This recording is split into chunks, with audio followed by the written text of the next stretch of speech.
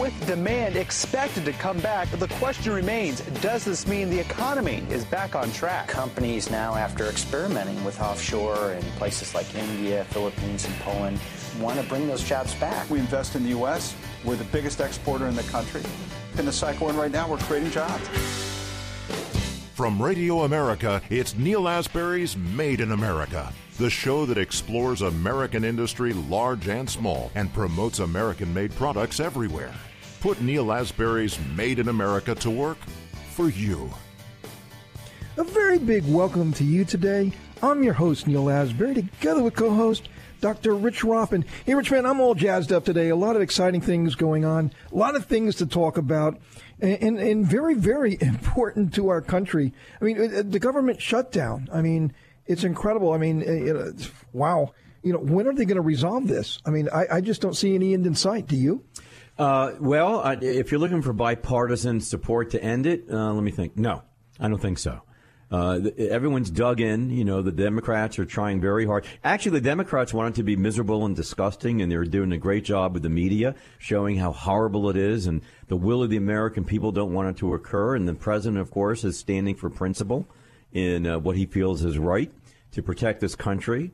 And no, I think it's going to end if he declares a national emergency. That's how I think he's going to end. Well, you know, it's interesting because mainstream media, you know those guys, those really trustworthy people, they always start by saying Trump's wall, Trump's wall, Trump's wall, you know, as if, you know, border security is a President Trump thing, and no other American that was reasonable would want to have border security. I don't know. I just don't get it.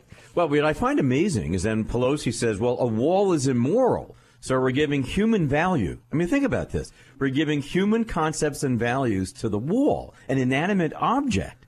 I just find that to be astounding. And by the way, you know, the hypocrisy is just incredible because the Democrats have stood for a wall in a border a number of times. Right up until President Trump got elected. Yeah, then they're against the wall. Of course. Yeah, Obama, you know, Chuck Schumer, Pelosi, you know, Hillary, they all voted and they all made comments and statements that, you know, no, we can't allow this unfettered immigration, illegal immigration to the United States. And then, of course, Trump comes along and goes, oh, no, we have to. Oh, no.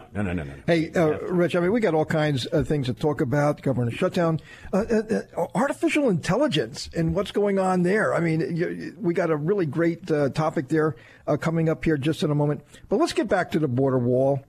A lot of discussion around that. And does President Trump have the legal standing to declare a national emergency to build the wall? And you know it's going to be challenged in the court, but what will happen? We're very pleased to bring on John Malcolm from the Heritage Foundation. John, welcome to Made in America. It's great to be with you guys. So tell us, I mean, that is the question, right? I mean, but today, isn't it that Democrats are going to challenge it? They'll go to Hawaii, they'll find some very liberal judge, and they'll declare it unconstitutional, right? I mean, is there any way around this? That could happen. So let's lay out what has to happen. I mean, as if Hawaii's got they need to build a wall in Hawaii, right? So why should Hawaii even be? Well, it'll probably be somewhere along the southern border where I don't think Hawaii is would quite qualify. But so what would happen is the president, who started to lay out his case during his Oval Office speech the other day for why there is a national emergency. He talked about the dramatic increase in drugs and the harm that happens to the migrants being brought up across by all these coyote smugglers, the amount of money that the coyotes make, the mayhem that is wrought by illegal immigrants who make it successfully into our country, albeit illegally. He was laying out the case for all this, and they were very, very frightening numbers. You talked about the backlog of immigration cases, all happening at the southern border. So the president has certain authority under the Constitution. Under Article 2, he's our commander-in-chief. Under Article 4, he has an obligation to protect the states against an invasion. Whether this qualifies an invasion or not is a different question. And then he has statutory authority that's been given to him by Congress to deal with certain national emergencies. So what he would have to do is, under the National Emergencies Act, declare a national emergency. And then he would have to inform Congress what the national emergency is and what the scope of that national emergency is and what other statutory authority that he is relying upon to take money that's been appropriated but not otherwise obligated or earmarked to spend that on a wall. There are 136, I believe, statutes in the code that allow the president to take action under different circumstances that can constitute a national emergency. The term national emergency, by the way, is nowhere defined in the National Emergencies Act. That's going to create an interesting issue once these lawsuits are filed. And there are some statutes that specifically mention the potential for military construction projects if they are done to support an actual use of the armed forces and are deemed essential to national security. So I assume that if these negotiations don't bear fruit, that the president will eventually declare a national emergency. He will then tell Congress what authority he is relying upon, and we'll be off to the races. There will be somebody on the Democratic side, either the House of Representatives as a body or some other liberal group that can manufacture standing, that will file a lawsuit, and we will see what happens in the courts. Courts are typically reluctant to weigh in on to second-guess a president when it comes to issues involving national security. But, of course, many courts showed no such reluctance when it came to weighing in on the president's travel ban. Well, yeah. I mean, well, there you go. Yeah, exactly. Well, there you go. Obama picks, the 7 or 8 countries that Trump wanted to use in his travel ban. He uses Obama's countries, and then, of course, it's okay with Obama, but it's not okay with Trump. But what I find interesting in this conversation since the last week or two is that they're trying to make Trump out to be some insane guy, some dictatorial insane guy that unilaterally will make a decision to do something, when I kind of remember when it was Obama saying, well, I have my pen and phone. I have my pen and phone. If Congress won't work with me, I have my pen and phone. That didn't seem to fall into the realm of insanity. Well, I view these things through two different lenses or two different processes. The first is, can the president do what he wants to do? And then, should the president do what he wants to do? And each time these come up, you have to sort of look at the individual issues. So the president used his pen and his phone to, in my opinion, rewrite our nation's immigration law. So I don't think he had the authority That's right. To do that. But, yeah, so there was an instance in which I don't think he could do that. And here with the president, he's going to argue this is a national emergency and these are the authorities I get to use. And the Democrats are going to say just what Nancy Pelosi and Chuck Schumer said the other day. No, this isn't. This is a manufactured crisis, and we'll have to see what a court says. Although, if you get a court to issue, say, a nationwide injunction to prevent the president from doing what he wants to do, I assume that will expedite the appeals dramatically and quickly. And a case like that would reach the Supreme Court pretty quickly, and the court would, I believe, have to weigh in if that were to happen. But John, let's talk about that for a second, because Chief Justice Roberts said, "Hey, look, there is no liberal courts, and there's no liberal justices, and there's no conservative courts and conservative justices. There's just courts." But right. That's not right. I mean, he's wrong. I mean, look at Hawaii. I mean, you talk about the travel ban. Look at the Ninth District. Look at San Francisco. Look at San Francisco. They pick courts that they know that they're going to win in no matter what. They're not going to look at the Constitution. They're just going to rule based on ideology, right? I mean, that's the type of country we live in today. Pick your court. You want a decision? Go pick your court. And that's what they're going to do. So the question is, yes, can they stop a president from doing this? I guess they can. They're going to try to anyway. And will it be expedited quick enough that this isn't like 5 years from now, we decide upon it and it's irrelevant at that time? Well, you got a pretty quick ruling in the travel ban case, and what's more, the Supreme Court, even before they issued their decision on the merits last June, they had entered an injunction against the lower court orders and allowed the president to implement most of what it is he wanted to do pending a decision on the merits by the Supreme Court. I mean, of course, what Chief Justice Robert was saying was aspirational. The federal judges have life tenure. They are an independent branch of government. They take an oath to swear an oath to uphold the Constitution, not to uphold the principles of either the Republican or the Democratic Party. But you are, of course, correct, is that the judicial philosophy and ideological leanings and degrees of activism exercised by some of these judges occasionally goes along with the president who nominated them. And there are certain states, mostly ones where there are two Democratic presidents, where the appointees in the lower courts are going to tend to be much more liberal, if you will, and certainly the Ninth Circuit Court of Appeals is the most liberal circuit. It's the largest, and it encompasses states like Oregon, Washington State, California, Hawaii, very liberal areas, and so the majority of judges on those courts have a left-leaning, bent, if you will. And so there's no question that if the left can find somebody withstanding to file a lawsuit in those areas, in those states, they'll do it. So that's why you would probably find people who would want to file a lawsuit, say, in California rather than Texas. Yeah, that's right. Hey, John, thanks for being on the show. We've been listening to John Malcolm from the Heritage Foundation. John, thanks for all the work you do. We'll look forward to getting you back here soon. Sounds great. Good to be with you. Coming up, Dr. Rothman and I are going to have a discussion about the government shutdown, artificial intelligence. Hey, maybe we can get our federal government to work with robots. I don't know. Maybe that's the way to forward. But you don't want to miss this. Rich and I will be right back. Made in America.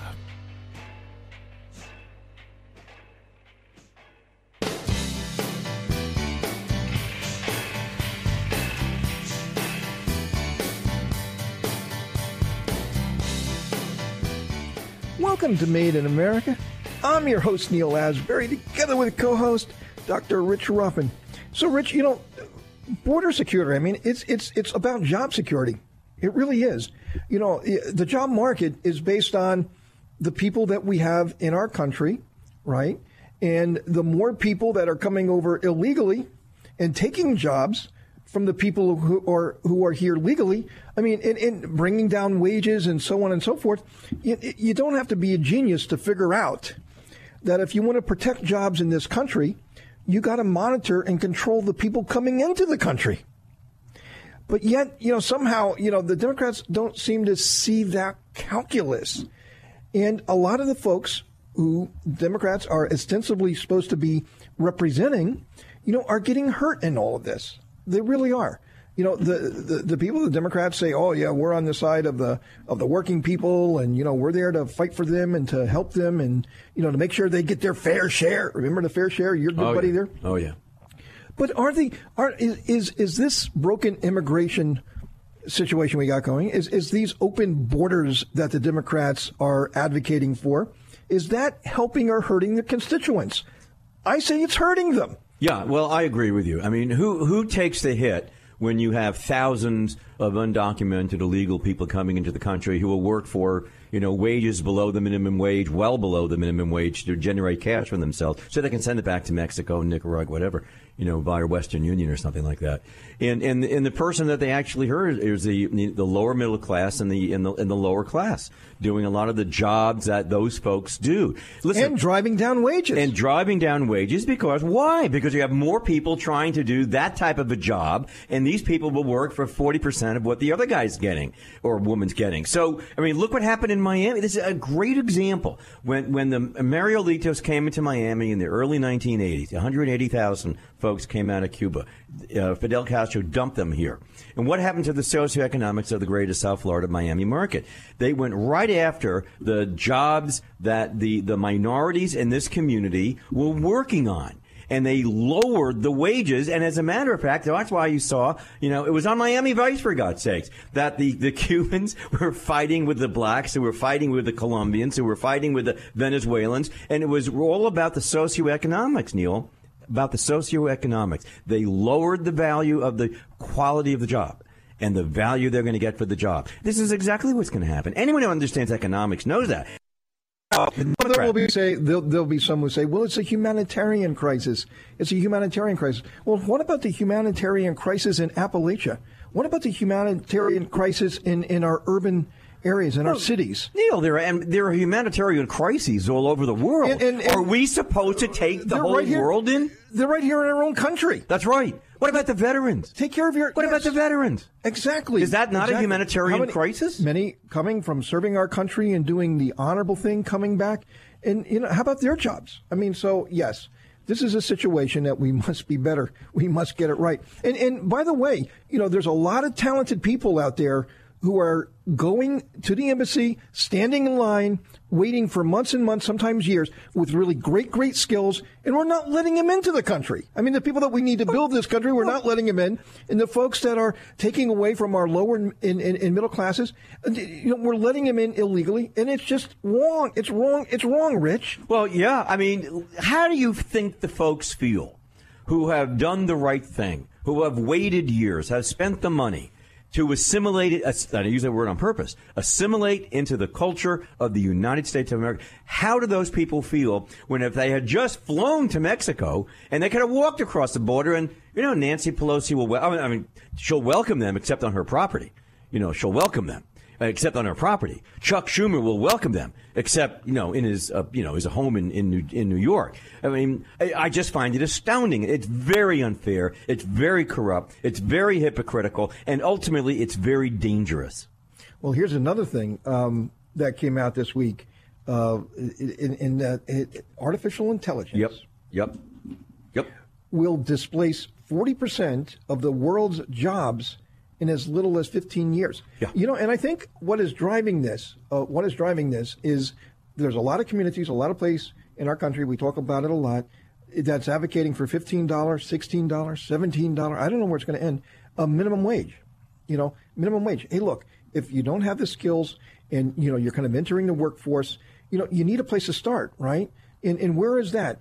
Some parts of the country, it would be less. Some parts of the country, it'll be more. But once the government steps in and starts to try to regulate that and to make it to where businesses can't exist, where economic activity cannot exist because they cannot afford labor, what are they going to do? They're going to invest in artificial intelligence, into robots, into, automation. I mean, there's so much things going on in that area of our economy.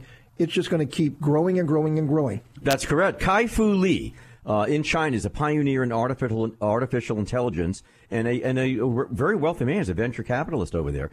And he knows a lot about AI. And he's saying, listen, it will increasingly replace repetitive jobs, not just for blue-collar work, but a lot of white-collar work. Listen, chauffeurs, truck drivers, anyone who does any driving for a living, their jobs will be disrupted more in the next 50 to 25 years than ever before in the history of the world. Many jobs that seem a little bit complex, chef, waiter, so forth, will become automated, Neil. This driverless car scenario, we have no idea the unintended consequences of that. It's not just going to be for fun so you can read your phone. It's going to put people out of work. Hey, Rich, unfortunately, we're out of time, but we're going to talk about the economy and, what's happening with it. A lot of people think it's going very, very well. We have joining us Vance Ginn from the Texas Public Policy Foundation. Going to talk about the economy, going to talk about these jobs. Don't want to miss it. Made in America.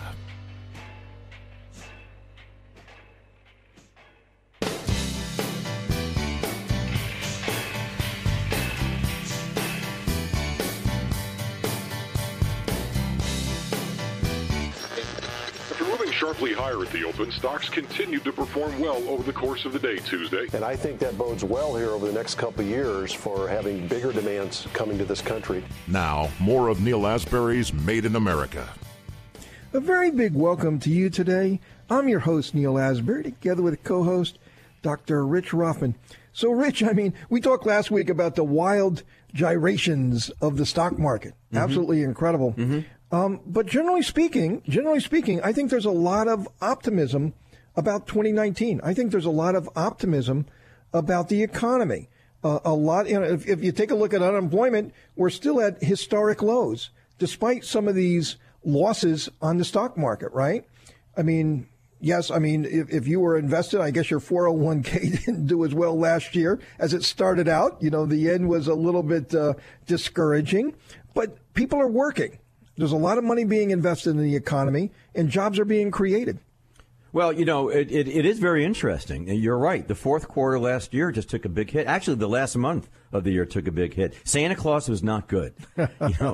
Bad Santa. And I saw that movie. That was a very good movie. It was a fun movie, but Bad Santa. And Santa really, did a number on us on actually Christmas Eve. That was really sad. That was depressing. The timing was awful. But look what happened just in the last 7 days. Last week on Friday, the number of jobs created were 312,000. 1,000 jobs in 1 month, set a huge record and knocked the socks off of everybody who follows these stats. And then this week we find out that we had one of the lowest ever in years initial jobless claims reports, 216,000.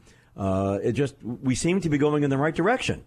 I mean, if you talk to the folks on the left, they'll not agree with that, and they'll say, oh, it's not fair, everything's really awful, and the tax cuts are only helping the big oil companies. That was the big thing this week.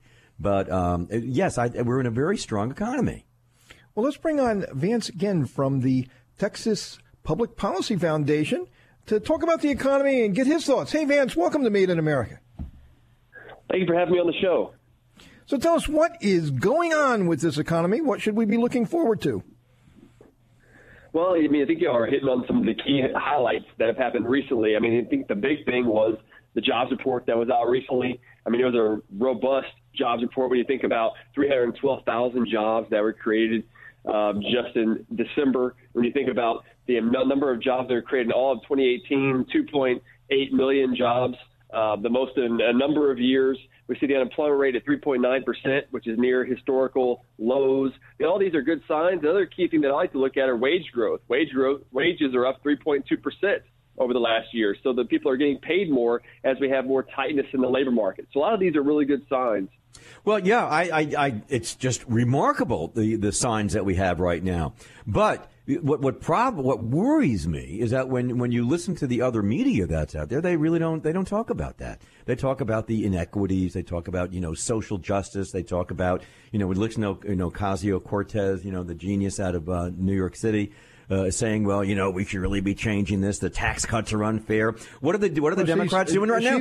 She's advocating for 70%. 70%, and Juan, Castro saying, no, not 70, I want 90. They're so far to the left that they see the back of the right, trying to do this. I mean, Sweden tax rates are going to look very, very attractive here. It's not funny. Yes, it's Look not. at the bills that are being proposed by the Democrats starting day one. Aside from impeaching the president, not a good idea. But they're also saying, well, we want to raise the taxes. You want to take the corporate tax rate back up to 28%, which would make us not as competitive as we should be in the world. In fact, we'd be in a bad position in terms of competitiveness corporately in the world stage. Yeah, especially when China tax rates, if you're a so-called technology company and everybody can apply for it and almost everybody gets it, is 15%. Neil, communists understand this. Exactly, but what is the point? And then we have the new Green Deal that would add, $32 trillion or something like that? I mean, totally unsustainable concepts that are out there. So what does that do to it? It just sounds amazing that we just got over almost 9 years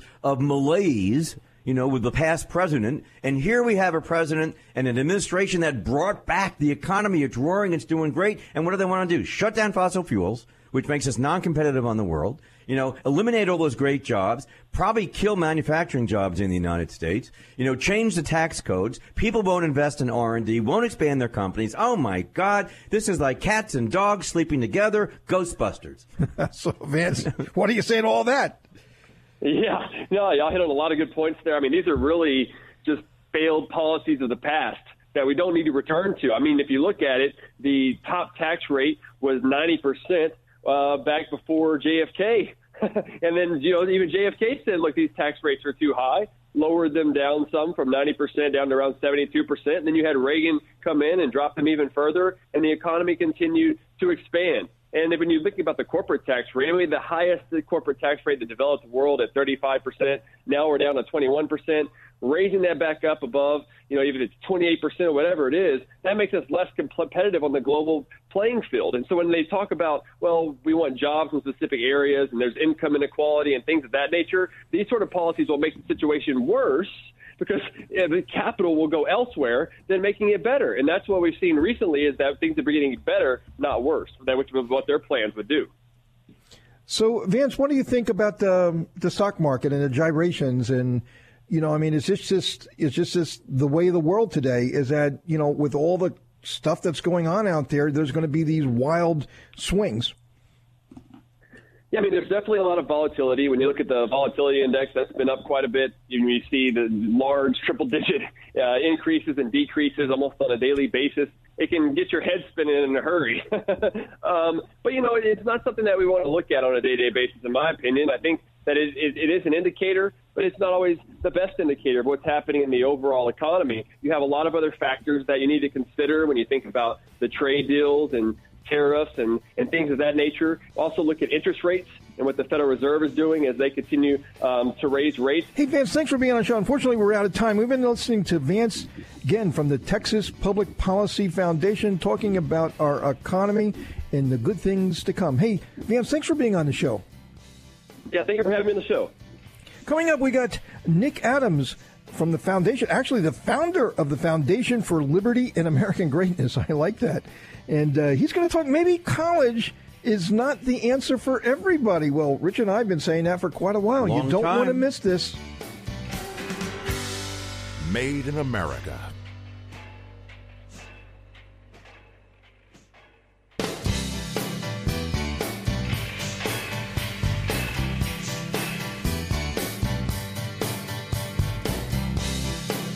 Welcome to Made in America. I'm your host, Neal Asbury, together with co-host Dr. Rich Rothman. Hey, Rich, man, you were very, very excited that last segment. Yeah.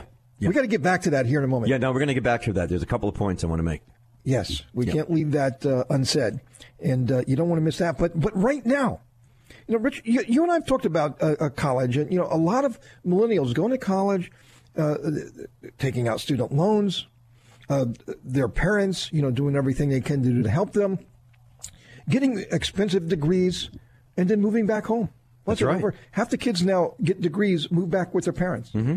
I mean, I remember when I went away from school, I mean, that was it. I mean, well, first of all, I didn't want to live with my parents anymore. I mean, once I started college, you know, and I just turned 16 that summer, that you know, I came home to visit, you know, Thanksgiving, stuff like that. But I stayed in upstate New York. And it just wasn't important. I did not want to be home anymore. I wanted to be on my own. I loved it. I remember my first apartment, my first black and white TV on my own that I bought used because I had no money, and my 61 Ford Falcon convertible, but it was mine, had no heat. I'm wrapped in a thermal blanket in Syracuse because Syracuse is bloody cold in the winter. But you know what? It was mine, and I was excited. Well, at least you didn't have a Corvair. No, I had friends that had Corvairs. Scary cars. I hope you didn't ride with them. Unsafe at any speed. Hey, let's talk about college and what's going on with it. And maybe college isn't for everybody. And let me tell you, as a manufacturer, you know, it's hard to find good, highly skilled people working in the manufacturing segment. You know, are there other segments of the economy where there are great jobs that are going unfulfilled?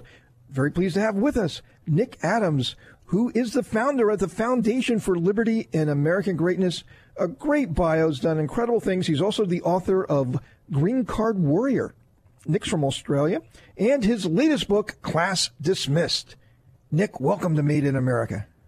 Neal, Rich, it's a real pleasure to be with you. Hey, great stuff. You know, I read about you. You know, you did some wonderful things, your childhood, immigrating to the United States, your love for this country. I mean, it's very, very inspiring, Nick. God bless you. I'm really, really pleased that you came to our country, and you're exactly the type of people we need over here. Well, I appreciate that. That's very kind of you. I do think that America needs people that are coming to make and not take and give and not receive and join the place and not complaining about it or changing it. And I certainly have come to the United States with that mentality, because this is a country where if you've got some boldness and you've got lots of drive and you've got lots of hustle and you're determined not to stop short of your goal, you can pretty much achieve anything. And that's right. And you are the perfect example of the American dream and the sort of immigration policy we should be promoting. But let's talk about college. And maybe college isn't right for everybody. And you just published a book, Class Dismissed. So tell us about that. What are your findings? Well, Class Dismissed is a book that looks at basically this whole idea that there are too many people going for college. Look, Rich, Neal, I went to college. I got 2 degrees. I had the time of my life. But the reality is that not everybody is made for college. And we need carpenters and machinists and welders and plumbers and electricians. And there's some really good reasons that we do not want our children going to college unless they are tailor-made for it. You know, student loan debt is $1.3 trillion. There's no guarantee of finding work. And, of course, most degrees, when you finish them, down the road, you're not going to have the chance to go and do the most American thing of all, and that is start your own business and employ people and create wealth and achieve the American dream. So really, Class Dismissed, my new book available on Amazon, makes the case that we need trade schools and vocational training and things like that. Well, I think you're 100% correct. We've been embracing that here at Made in America for quite a few years. The concept, when I went to college, it was like, oh, if you don't go to college, you'll never get a good job. You're never going to have your own home. You're never going to do exactly what you just defined. You'll never have the American dream. So I went to college and I studied and did listen, you want me to go teach you Chaucer? I have a doctoral in English, and I'll tell you all about Chaucer. I'm not so sure it's going to get me a job anymore. I could give you the socioeconomics of what happened with Geoffrey Chaucer and why he talked about the Nun's Priest's Tale and the Millers and all that other stuff, but it doesn't really mean anything in the real world. In the real world, we need people, as you just defined very aptly, Nick, to do things. What are those things? If we're going to rebuild infrastructure, we need tradesmen to do that. You know what I mean? We need people who can construct and do and function and grow and make things occur in the real world. We need carpenters and plumbers and technicians. God, we need that. And mechanics. Yeah, how can you expand the society without those jobs? And that's those skills? Exactly right. Yeah, look, you can't expand society, and I think one of the things that is to America's detriment at the moment is that there's just too many people going to college. And in Class Dismissed, we kind of outline 150 different vocational paths that will pay you more than $70,000 a year. You'll have more money before anybody else, particularly if you're leaving high school to go and jump straight into an apprenticeship or a trade. This is something we really need to look very closely at. And sadly, there are other countries that do it better. Germany is all about vocational skills and trade schools and technical skills. And I think it's something that we really need to look at here in the United States and really change it, because there are too many people. So, Nick, we just got a couple of seconds left, but culturally, don't we have to change here culturally? South Korea, Taiwan, you said Germany, a lot of countries, going into the trades is a very, very prestigious thing. Unfortunately, in our country, we don't look at it that way. Culturally, we have to have a shift here. Big time, yeah, definitely. The idea is that if you don't go to college, that you're stupid. If you've got a trade, you're working with your hands and you haven't fulfilled your potential, and nothing could be further from the truth. Hey, we've been listening to Nick Adams, a great, great American, originally from Australia, emigrated to this country, living the American dream. He is the founder of the Foundation for Liberty and American Greatness, and he's also the author of Green Card Warrior. And his latest book, Class Dismissed, is available on Amazon. Hey, Nick, thanks for being on the show. Thank you so much for having me, guys. Anytime. Coming up, Dr. Rothman and I are going to have some final thoughts for the day. Made in America.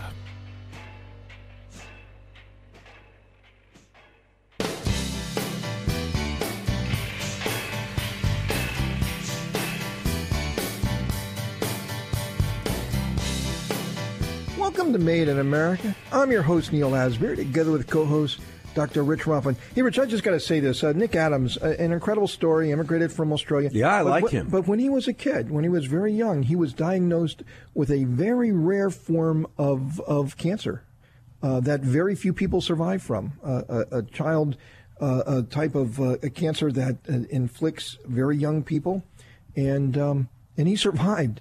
And that had really hardened him and made him, really resilient.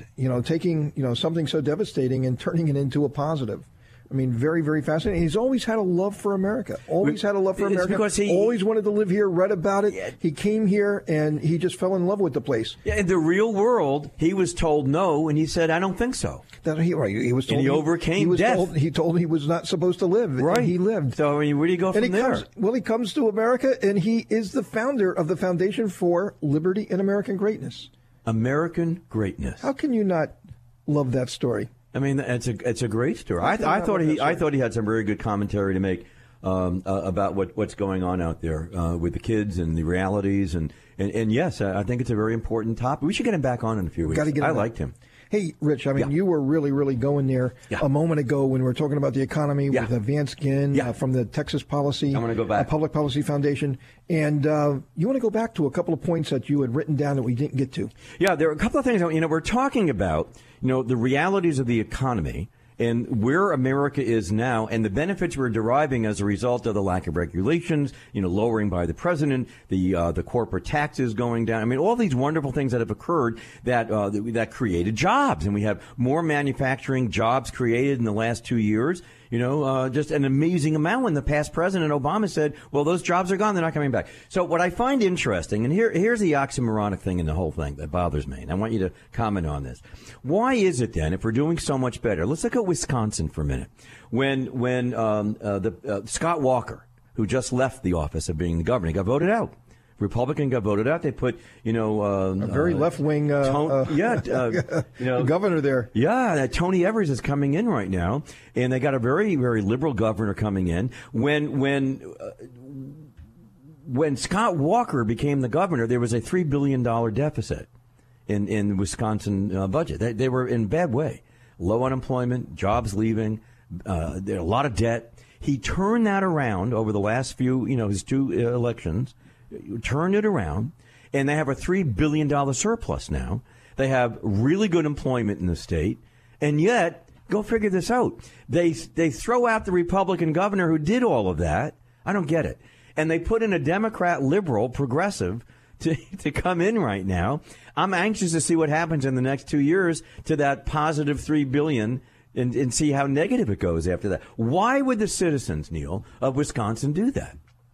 That's what worries me. Well, we've seen that across the country, and I wouldn't read too much into that. I think I feel better then. I think it's the ebb and flow of American politics, and there's cycles to where you're favored over the opposition party, and or there's cycles when you're not favored. And this was the situation where Republicans, just did not have the momentum or the wind behind their sails. It wasn't because of necessarily results that were happening down on the local level, but I think it was more of a macro thing. I think there was just this wind blowing in our country back during the last 2018 cycle.